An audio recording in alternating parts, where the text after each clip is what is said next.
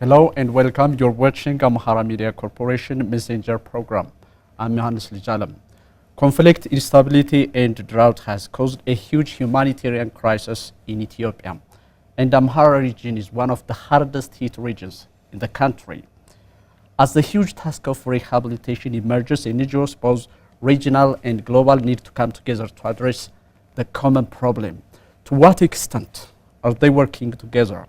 To answer this important question, I have two special guests today. USAID Mission Director to Ethiopia, Mr. Sean Jones, Executive Director of ORDA, Dr. Alemayehu Wase. In our culture, we give the first chance to our guests, in this case, Mr. Sean Jones. So let's begin with this idea. USAID have been working in Ethiopia since 1961.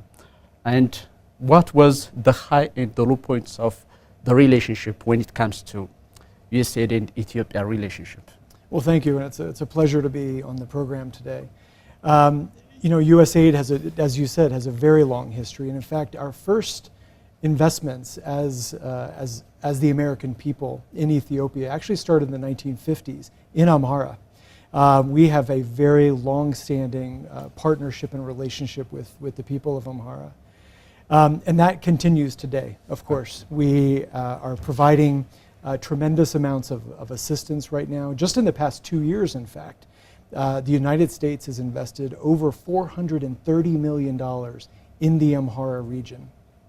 Now, certainly, that's a lot of money spent on helping families and communities rebound from the conflict in the north, but also making sure that IDPs, internally displaced persons from other communities, from other places in and around Amhara, are also taken care of.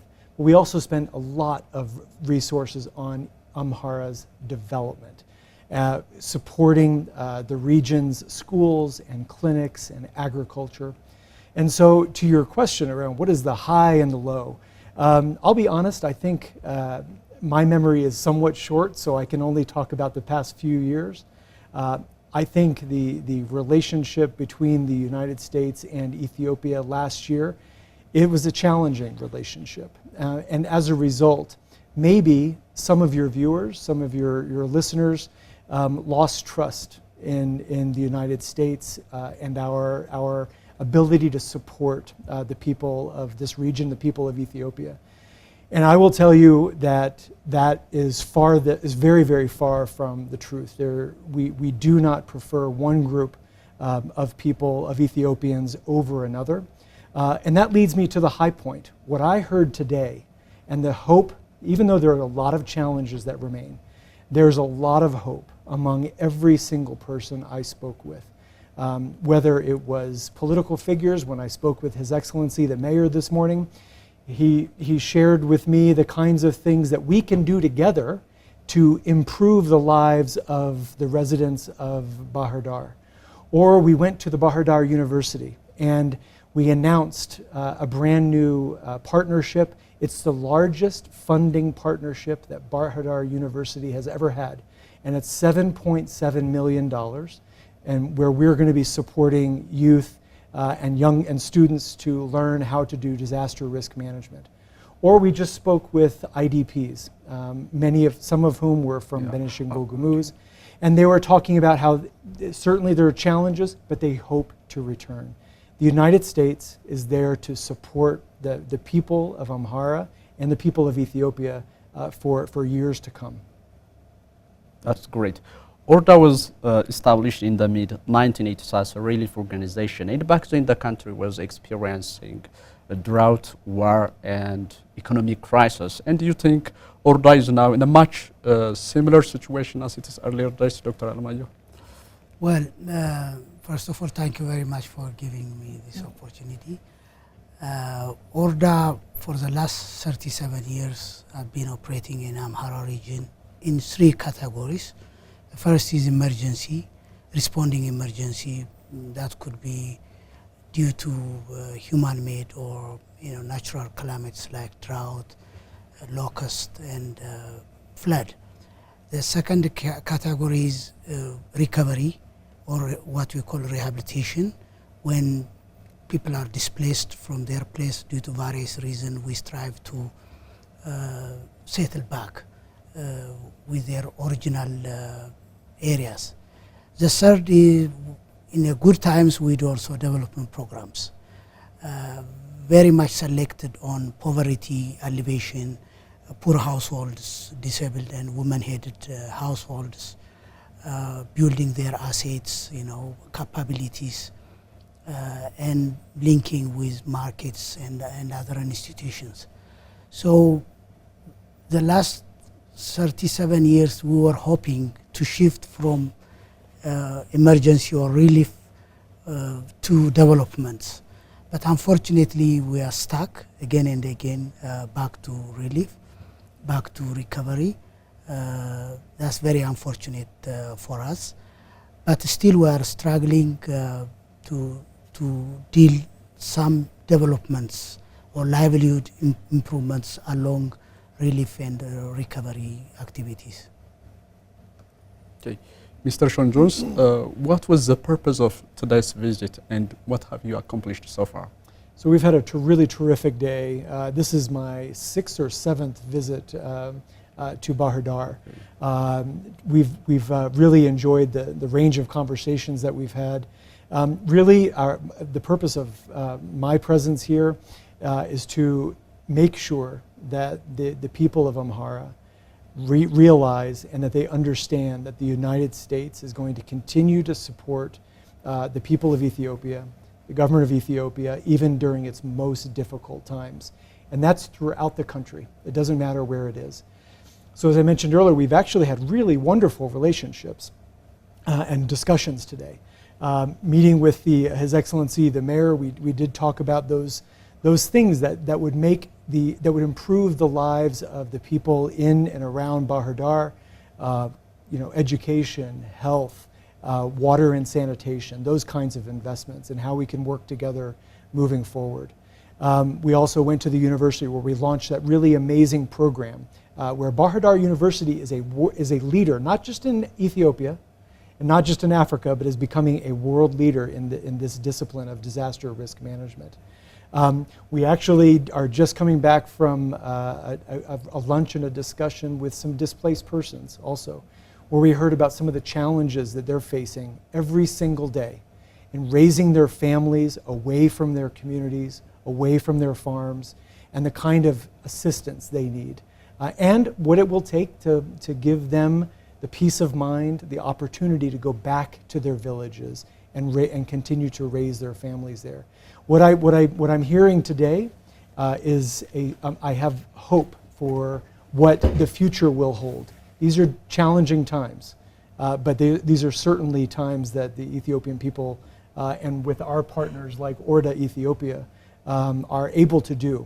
There is a lot of willingness and capacity and passion for improving and making a more peaceful Ethiopia. What are the areas ORDA and USAID are working together? So Dr. Alemayu would have certainly the encyclopedic knowledge about the kind of work that they're doing. I will just say we trust them very deeply as a long-respected partner of USAID in the Amhara region, working on food security and humanitarian assistance, but also water and sanitation, the kinds of development projects that in health, education, community development that Dr. Alemayu spoke about. We are a committed partner of ORDA and the people of Amhara as we move forward, and they're just a wonderful partner. Dr. Alemayu? Well, actually, ORDA has been the leading local organization operating humanitarian activities in Amhara region. Yearly, our turnover of humanitarian assistance in general has reached over 100 million USD per year. And from all this, 70% of the resources comes from USAID, especially from 2016 since now.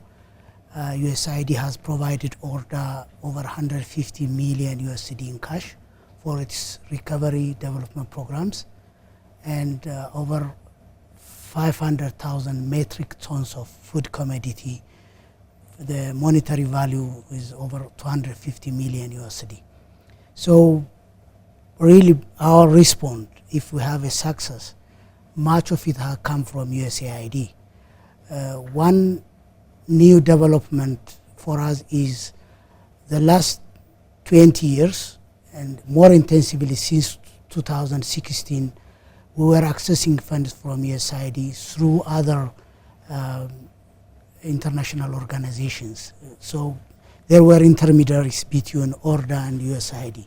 But since this year, USAID was kind enough so that ORDA can access resources directly from USAID.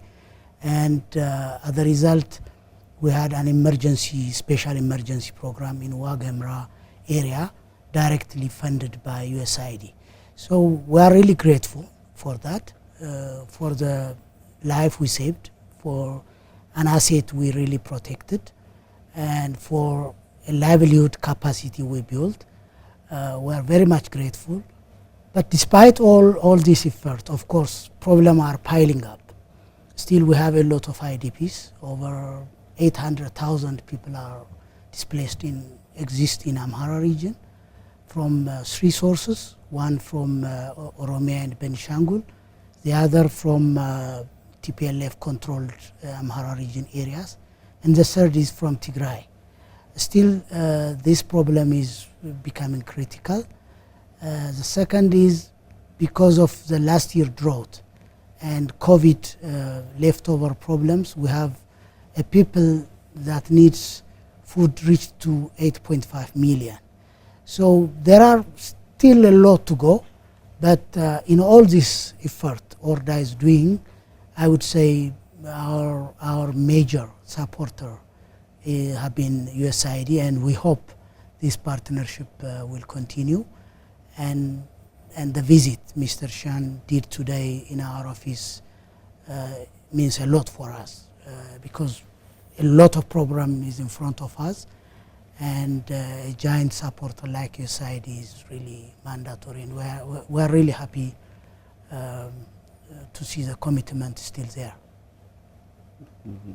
I have the information that USAID and ORDA have been working together for just 15 years, and this is a long time. And how valuable is this partnership given the timing, because the region is now grappling with unprecedented humanitarian crisis? And I want Mr. Jones and Dr. Adam you to reflect on this. Yeah, well, as I said, problems are piling up. I have to say a few words that we had a program called DEFSA, Developing Food Security Activity, funded by USAID, in the war-affected areas in Wagemra, North Wollo, and we were doing a very good job by giving poultry, sheep and goats, and some family assets. But because of the war, all that effort have gone back to almost none. So that means again we have to do that effort again and again. So it's very unfortunate. Problem is not yet solved, rather it's piling up. It's really becoming more complicated, and USAID commitment as usual is really very critical at this stage, and many community facilities and public facilities have been destroyed. Many households lost their asset, infrastructure demolished, and this is a time again to react in a very comprehensive way. We have to recover the displaced people, and again we have to develop their livelihood capacity. So yeah, I mean, without support of USAID, of course there are other actors, but given USAID is a major player in this support, the timing is very critical, and the visit, the commitment, the reassurance means a lot for us. Yeah, I think just the complexity of the challenges that are faced by the region and all of Ethiopia, frankly. We are always looking for partners that we trust, that demonstrate they know exactly what is going on in a place, but also how to fix those issues. Those are the kinds of partners that we are looking for as USAID. And as you said, we do have a long-standing partnership now with ORDA. And we were very happy to be able to move into a more direct relationship this year where there's no middleman any longer. We are working directly with the organization and the organizations that know how to resolve some of the most difficult challenges in the Amhara region and more broadly beyond that. Ethiopia's challenges are becoming more and more complex, not easier to resolve. And as a result, we need solid, good partners that have demonstrated they can deliver for the people of Amhara. So the relationship is a kind of mutually beneficial because ORDA, you don't have, I think, the means to access a huge financial asset, and at the same time, USAID may lack some kind of physical structure just directly to interact with the victims or to anyone who is in need, I think. Yeah, that's right. Our business model is that we partner with organizations that are in the communities that know exactly how to do what we're asking them to do, what to do, and who needs the help. And ORDA has demonstrated they are that kind of organization for us. Yeah. Let's move to another important question. Since 2000, USAID have been working massively in the education and health sectors. And according to a recent study by just universities in Amhara region, more than 1,000 schools were looted and destroyed in Amhara region. So the kind of activities that USAID have been doing in the past years have been undone, literally, because of this invasion and siege. So are you committed to restart, rebuild again?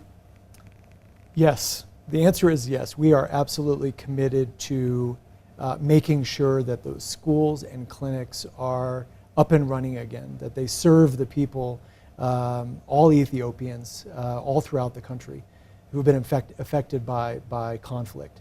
Now the challenge is, of course, do we have the resources? The other challenge is that there's still the potential for ongoing conflict. In the absence of a peace agreement, it is very, very difficult for organizations like ours to invest heavily in those areas that were really negatively impacted by the conflict.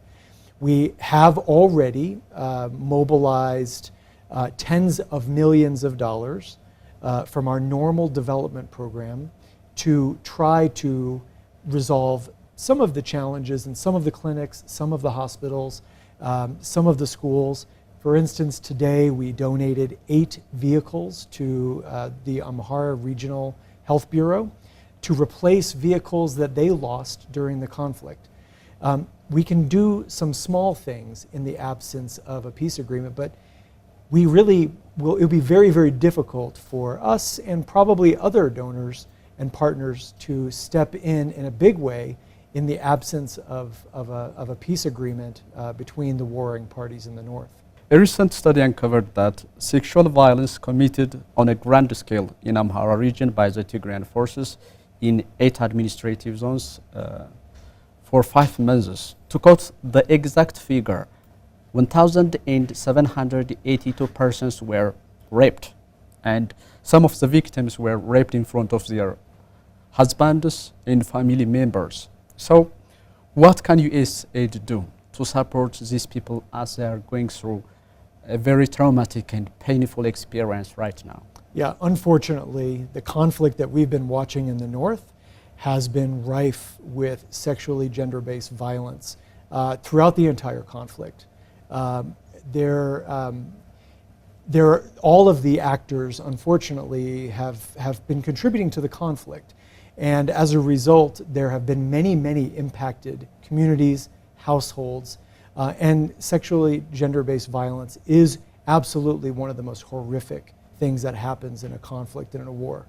So as a result of that, we are supporting through many of our programs, not only the program with ORDA, but many of our programs in northern Ethiopia, making sure that all of our activities, all of our projects are providing psychosocial counseling, that we are training others on how to provide that counseling at the community level, how to provide assistance not only to the victims, but also the families of the victims as well. These are tremendous shocks to a community, and they're actually horrible. And people do need assistance as they move forward, and our programs are mobilizing and scaling up to provide that kind of psychosocial support and health support for those victims. Dr. Alemayu, how valuable and how important is USAID's contribution in this regard? Well, as Sean said, we have a project called RFSA. One of the component is such kind of social treatment, psychotherapy. We have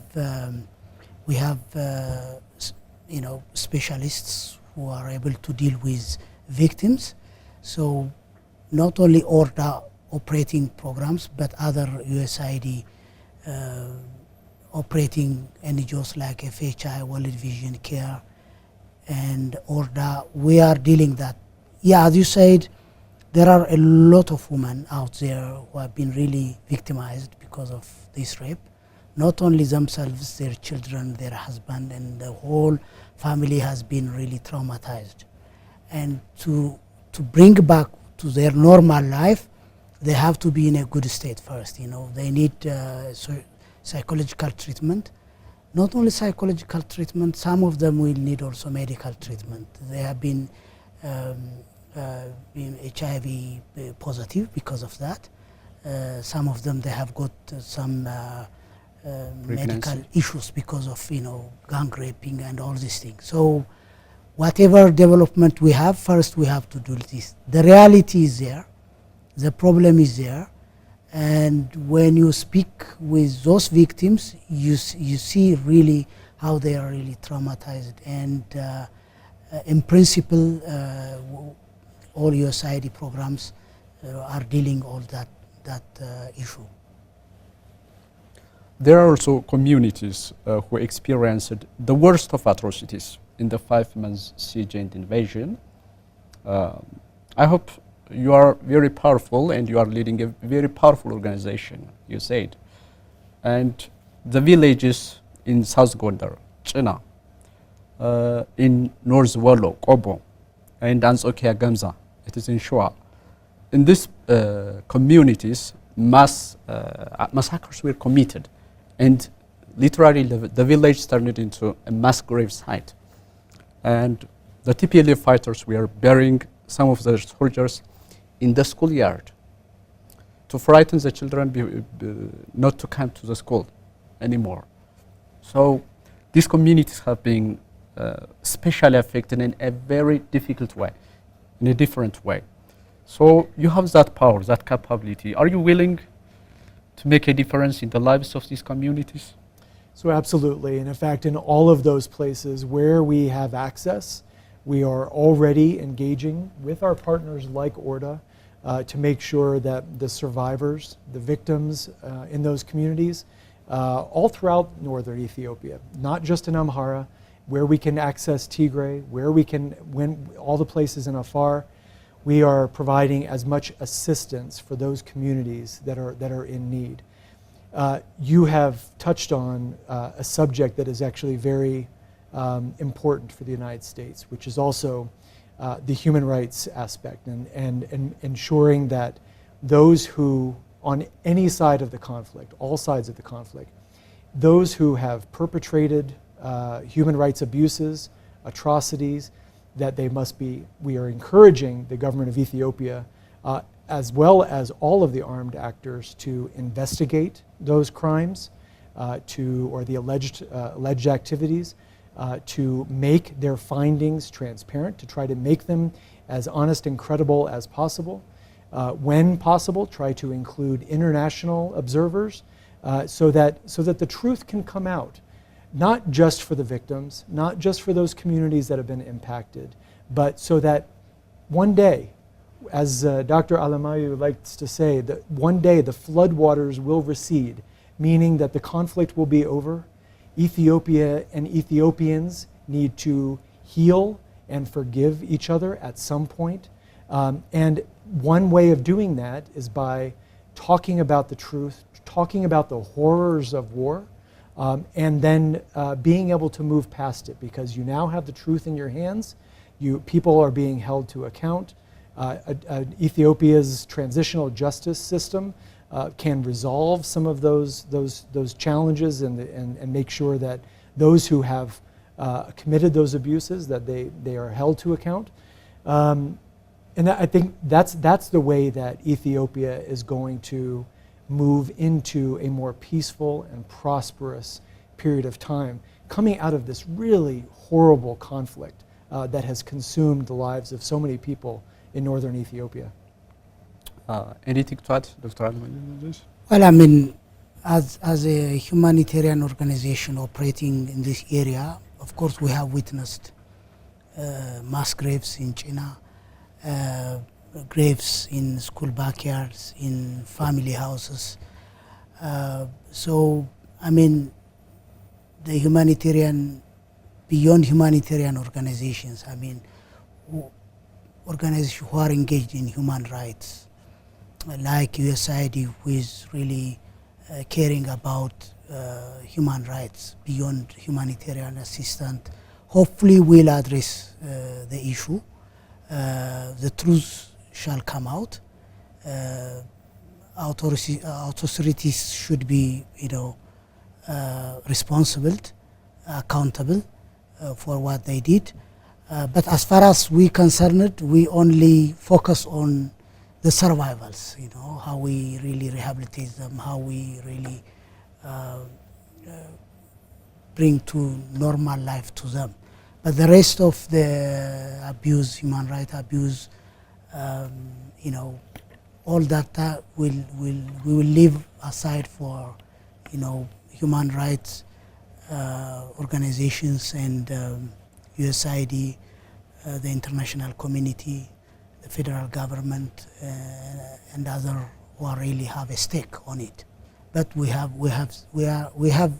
seen it, and we are the witness, because immediately after TPLF fighters were pushed back, we were there immediately, and we have seen the immediate impact. We have seen the cry of a child who has lost his mother or father. We have seen the fresh grave, and all the pain, all the winds. I mean, the killed cattle by bullet. We have witnessed all that. But we don't have the power, we don't have the mandate to go further. Yeah. Finally, the conflict has affected not only human life, but also churches, mosques, national parks. Even nature has suffered greatly. So ORDA and here USAID, the biggest organizations and NGOs here, are you willing to work together just to revive these cultural centers, even the environment, even nature? Sure. So, the thing about coming out of a conflict is that you realize, and this was definitely a theme throughout the day today, is how the people just want to live a normal life. They want what you and I want. They want to be safe. They want access to good education, good health care. You want to be able to take care of your children and make sure they have a good future. A key part of that is making sure that Ethiopia's cultural heritage, its identity, across all of the different ethnicities in the country, across all the different groups from north to south and east to west, that the Ethiopian people have access, safe access to praying, to celebrating, to mourning in the ways that they and that their culture should allow them to do so. To the extent that we as USAID can have a useful part in helping Ethiopians get back to a point of normalcy in the hopefully in the near future. and hopefully in the context of peace, we will invest in those areas as well. It's not just about feeding somebody tomorrow, or about providing them shelter, or about making sure that a school or a health facility is operating. It's making sure that the integrity of Ethiopian culture and the beautiful diversity of Ethiopian culture, that still exists and it thrives in the future. We will do whatever we can to provide that assistance in the future as we move beyond the conflict phase. Dr. Alamayo, anything to add at this point? Well, as Sean said, when we say recovery, always it starts from a family livelihood, and then it moves to community infrastructure. When you say community infrastructure, we mean their irrigation scheme. It could be their irrigation scheme, bridge, small culverts, their health facility, education facility, and their economic infrastructure like cooperative houses, and also their religious institutions. It could be mosque or church.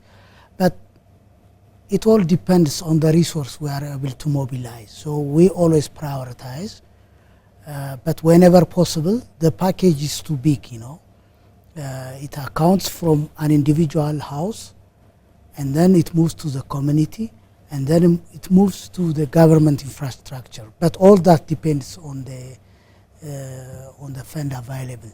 So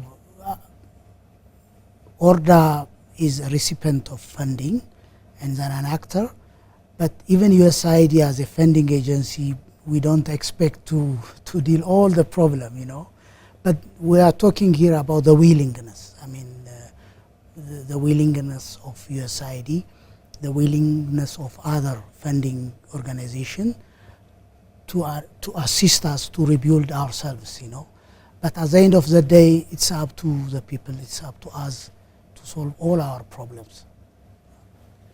In the entire history of USAID engagement in Ethiopia, there were two turning points, and one was the 1973-74 drought, and the other was the 1974 revolution in Ethiopia. And given the unprecedented crisis the country is facing right now, could this be another turning point, Mr. Sean? I'll be honest, I don't know what the future holds for Ethiopia. What I do know is that this country is full of passionate, committed, and very courageous and brave Ethiopians who, just as Dr. Alamayo just said, are going to be the leaders, or are the leaders who are going to take this country into a more prosperous and safe future. We, as the United States, we're an outsider. We are not the government.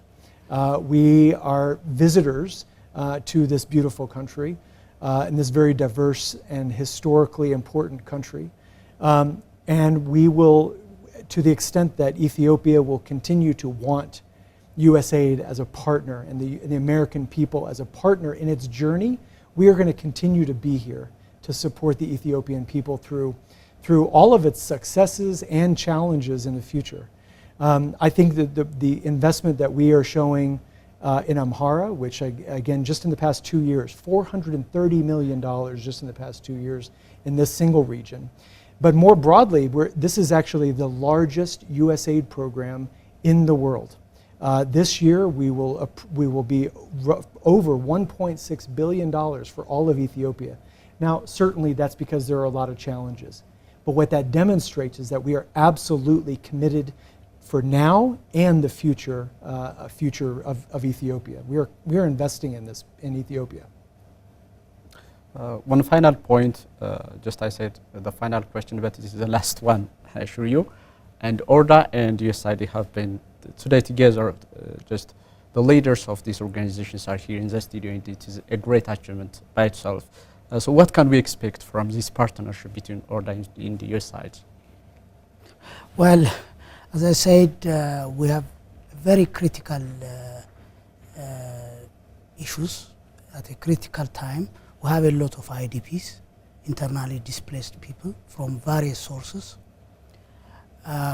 We have a lot of recovery programs because infrastructures and both public and government have been demolished.